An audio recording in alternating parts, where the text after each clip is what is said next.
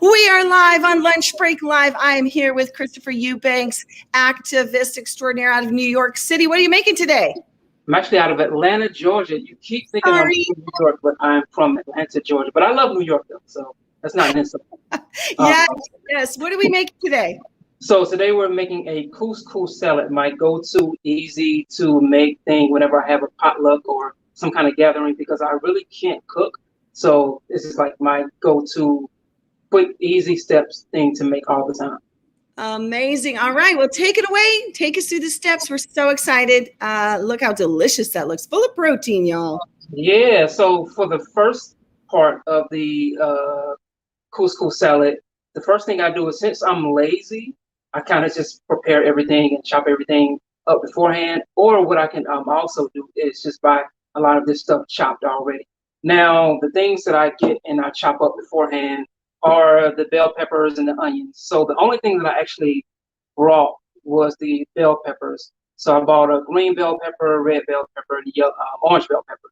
So I chopped that up and I bought some pre-diced onions. But if you don't even feel like doing that, and if you're even more lazy than I am, no judgment, you can just buy some pico de gallo. And it'll just look like so. It'll be a bunch of veggies. And the other thing that I do is I get all of the other things that I want to add to the couscous. So for now, I have peas, I have corn, and I have chickpeas. It's really up to you. You can decide how many things that you want in this. I mean, it could be, you can have mock chicken, you can have seitan. It's really up to you on your personal palate. But I have chickpeas full of protein and peas and corn and all of that good stuff. The next thing I do is, and by the way, all of those were just canned food. So, like I said, I don't really make anything. I pre-buy everything. So you could use fresh ingredients if you want to, just to make it more fresh. But like I said, I'm a pretty lazy cook. And the last thing you will obviously need is your couscous. So once again, I buy this pre-packaged. And the great thing about couscous is all that you have to do is boil water and then add couscous to it. So I already have my water in this pot. And what I'm going to do, and another good thing is, it's pre-packaged seasoning. Now I do have my seasoning. So I have some pepper, I have some, what is this? Garlic powder, some dash, a little dash of dash, and some Everglades seasoning. My friend gave me this. It tasted really good, so I just decided to use that. And I also have some pink Himalayan salt. I love pink Himalayan salt. So I'm going to use that. So first what I'm going to do is boil the water. So I'm going to put this on the stove and boil. Yes, thank you for joining us here on Lunch Break Live, y'all. We have thousands of printable recipes over on JaneUnchained.com. This is Christopher Soul Eubanks from Atlanta, Georgia, y'all. Thanks for joining. Stay tuned for more. Take it away. Yeah, absolutely. So while that boils, I put it on the highest possible to just make it as quick as possible. I could begin to, actually I am. I'm going to just start combining all of these ingredients together. So I'll add bell peppers, and I really didn't have to put these in two different pots. I just kind of felt like doing that. And I'm going to put the rest of that in this bowl. And now one thing that I didn't mention was my agave honey. Agave. And this is really up to your discretion. You don't really need it, but I really like agave. I like when it's added to this couscous salad. So you can really put as much as you want. And another thing that it does is give it a different type of texture. So I'll put that on in the end. What I'll do now is just season as I like. So I am a big fan of garlic powder, so I'm going to put garlic powder in here. And since I'm eyeballing all of this, I never have an exact portion amount. So it's pretty much whatever I feel. So I put more seasoning. I kind of season it to taste.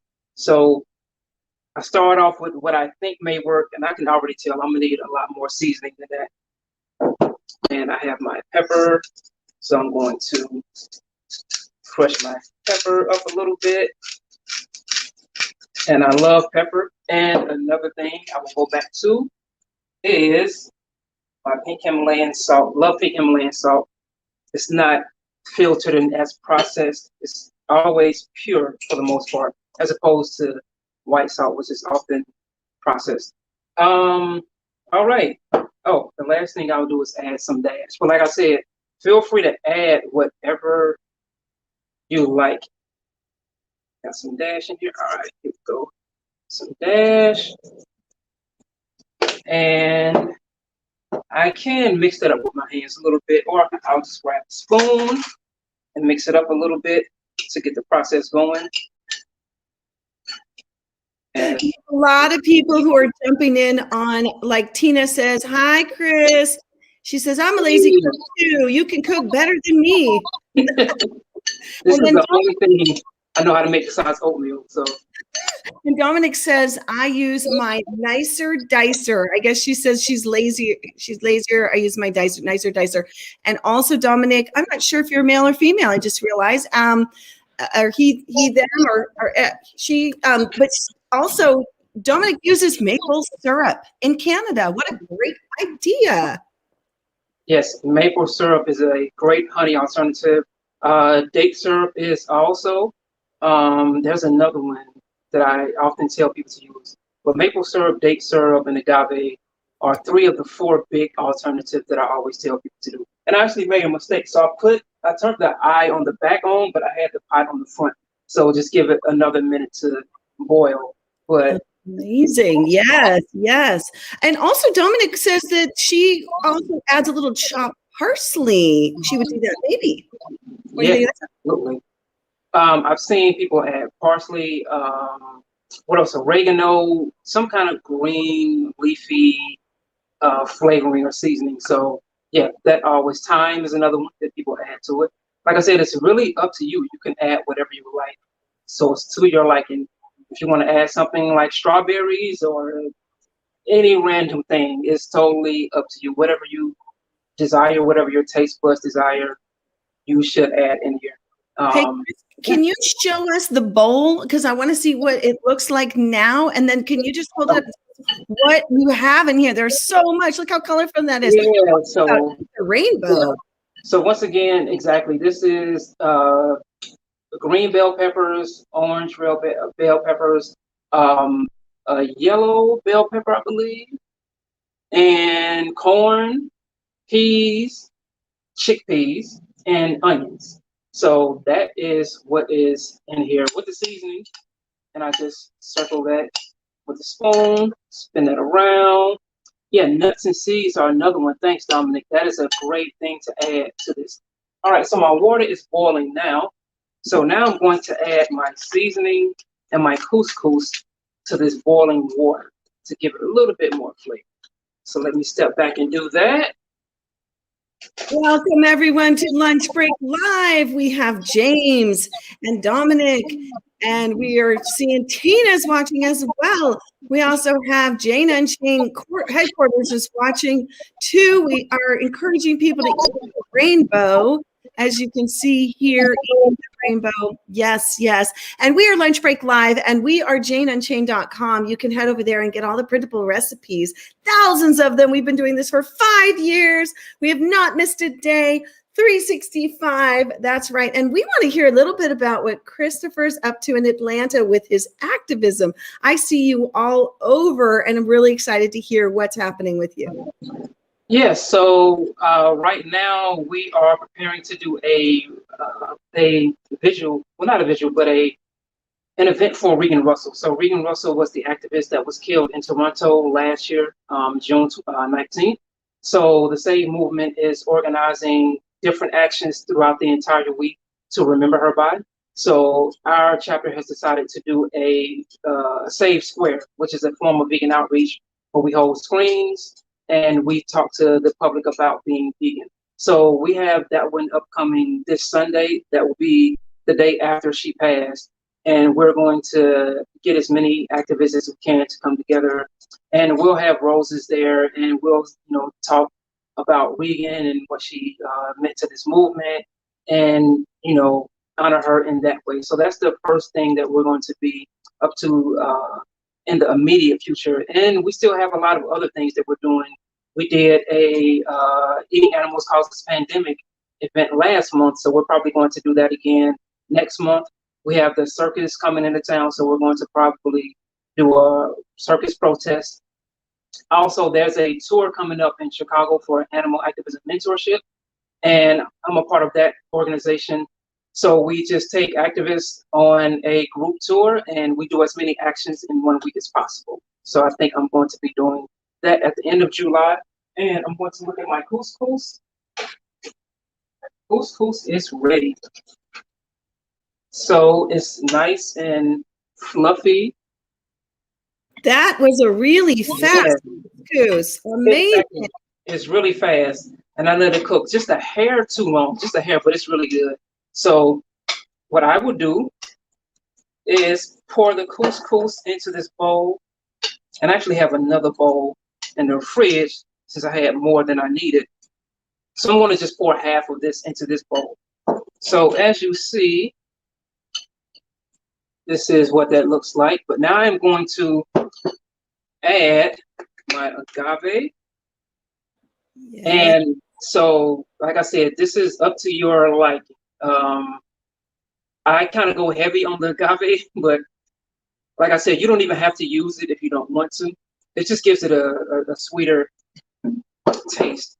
So I mix all of that in, and it helps to cool it down. I actually prefer this as a cool dish. So what I do is when I go to potlucks, I let it sit in the refrigerator overnight, and it's really cool by the time I take it to a potluck. So I will keep blending, and that's pretty much it. And you can taste it and see how much you like it, see if you need to add any more seasoning to it. I actually may add a little bit more couscous in here just to make it a little bit more balanced, but yes, and I'm going to say hi to Christy, just joined us in the kitchen, as well as Tom and James, Ralph, and who else is out there watching? And Tina. Thank you for joining us. Our regulars have joined us now, and we want to remind everybody you can find this printable recipe and thousands of others on janeunchained.com. Christopher, that looks incredible. Now tell us why you use couscous.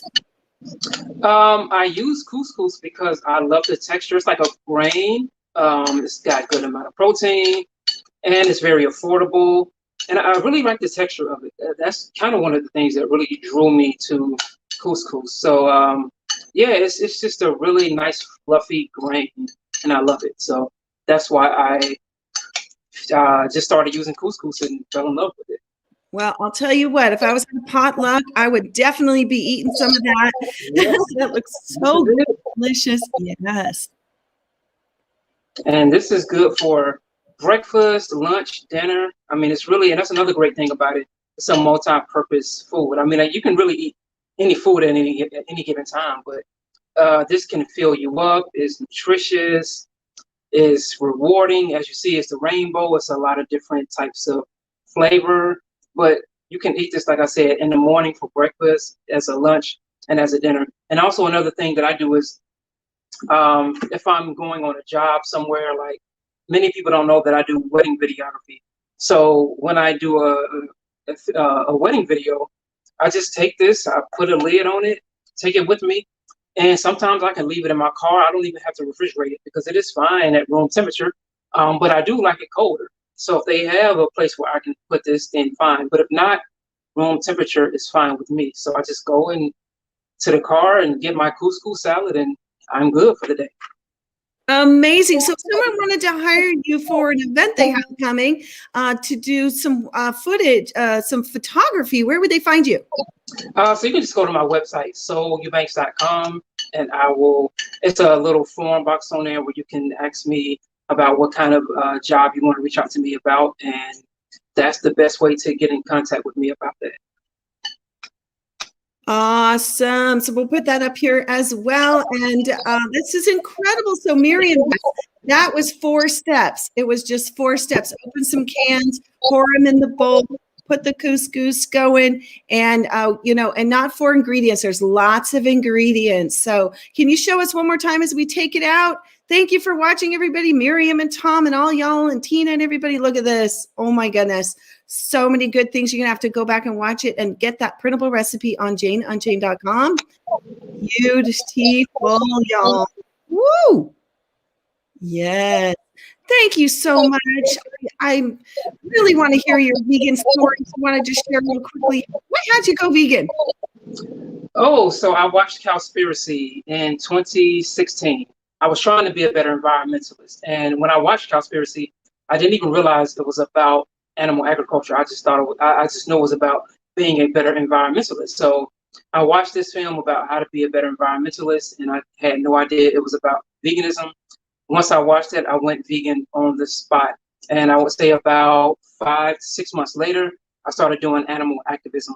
But after I watched Cowspiracy and made the connection to the fact that I was eating products that were not only unethical, but also bad for the environment, I just changed right then and there. Threw all the animal products out of my refrigerator.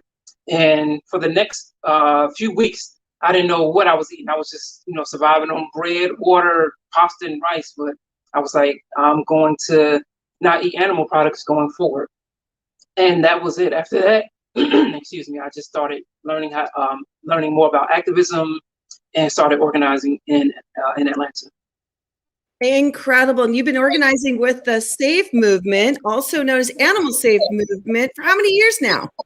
So about 3 years now, a little bit under 3 years. Yeah, we started in late 2018. So yeah, about 2.5 years now. And it's great. We do a visual once a month, or we try to do it twice a month. Lately, it's been once a month. So we go and bear witness at the slaughterhouses. We document the animals that are being transported and shipped across the country, across the state for slaughter. So we film their final moments as best as we can before they're taken into the facilities to be killed. We share their stories. We bear witness. We speak up for them. We advocate for them. And we also do a lot of other events. But the main other event that we do is called Save Squares, which is the event that I told you all about that we'll be having this weekend, where we show people the truth on screens about animal agriculture and help them make the connection. So yeah, it's been an amazing experience helping to not only participate in these events, but also help to organize these events and seeing other people become activists and more informed and become leaders themselves. Mighty, incredible, amazing. Oh my goodness. Yes, yes, and double yes, yes. We're going to head out with the food. One more shot. And Dominique wants to know he has my full respect to be able to bear witness. And also, this is such a fun little moment here. Vegan food is the best, most colorful, and healthiest. And it's the kindest. Absolutely. Thank you, everybody. Thank you, Tina, Dominique, and everyone else who's been watching in here, Miriam. And we love you guys so much, Tom. Again, thanks again for watching on Lunch Break Live, and we will catch you next time. Take care, everybody. Bye-bye. Bye.